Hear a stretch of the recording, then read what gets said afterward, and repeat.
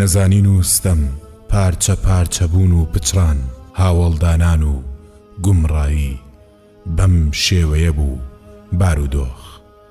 خدای باڵادەست ڕێگا دەدات بە هەڵهاتنی بەرەبەیانیەکی نوێ، ڕووناچیەک تاریکایی ڕەش دەکاتەوە.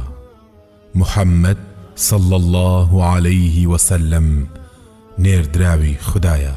خدای گەورە لە قورئانی پیرۆزدا وەسفی دەکات کە دەفەرموێت وَإِنَّكَ لَعَلَى خُلُقٍ عَظِيمٍ، واتە تەواوترین خەسڵەت و جوانترین سیفاتی تێدا کۆبۆتەوە کە هیچ مرۆڤێک ئەو هەموو سیفاتە جوانەی تێدا نەبووە.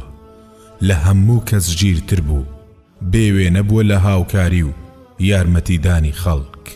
لە هەموو کەس سینگ فراوانتر بوو، بە شەرمترین کەس بوو. ئازا و جوامێرترین کەس بووە، لە هەموو کەس زیاتر دنیا نەویست بووە. زۆر ڕوحسووک و بێفیز بووە، یارمەتی کەس و کاری دەدا، جلوبەرجی خۆی کەل و پارچە دەکرد و دەی بڕی و دەی دووریەوە خزمەتی خۆی دەکرد. سەردانی موسڵمان و ناموسڵمانی دەکرد، سەردانی نەخۆشیانی دەکرد و بانجیانی دەکردن بۆ خێر. لە گفتاریدا ڕازگۆترین بووە، ڕێبازەکەی پتە بووە، دادپەروەرترین کەس بووە.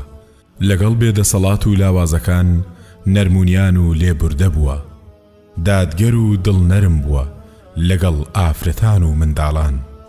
بەزەیەکەی جانەوەرانیشی گرتۆتەوە، دادگەر بووە لەگەڵ ناموسڵمانانیشدا.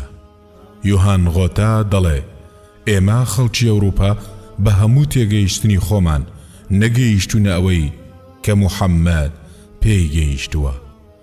جۆرج بەرنات شۆ دەڵێ هەموو دنیا پێویستی بە پیاوێکەیە کە بیری وەک بیری موحەممەد بێ.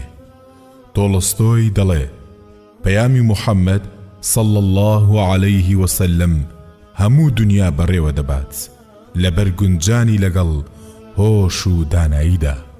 بۆ سەرخستنیشی ئەمانە پێویستە زانینی پێگە و ڕێزلێنانی، بڵاوکردنەوەی لە ناو خەڵک باشی و بەرزی و چاکەکانی، شوێن کەوتەی ئەو بین و بە جێبەجێکردنی فەرمانەکانی، پەیڕەوکردنی ڕێگا و ڕێبازی ئەو دوورخستنەوە لە گومڕایی. ئەگەر ئەم پێغەمبەرە هیچ چاکەیەکی لەسەر ئێمە نەبێ، بەڵکو نێوەندێک بۆ هەڵگرتنی پەیامی خودای بەندەکان بۆ بەندەکان و ناساندنی بەوان.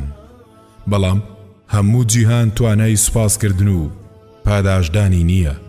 هەموو ژیانی خێر و خۆشی بە ئوممەتەکەی گەیاند، بەوەندەش نەوەستا بەڵکو لە خوداکەی داوا کرد کە شەفاعەتکار بێت بۆ ئوممەتەکەی.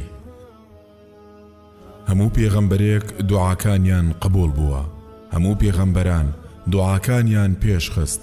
تەنها من دوعاکەم هەڵگرت بۆ شەفاعەتکردن بۆ ئوممەتەکەم لە ڕۆژی دواییدا.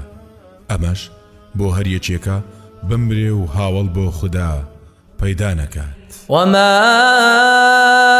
أرسلناك إلا رحمة للعالمين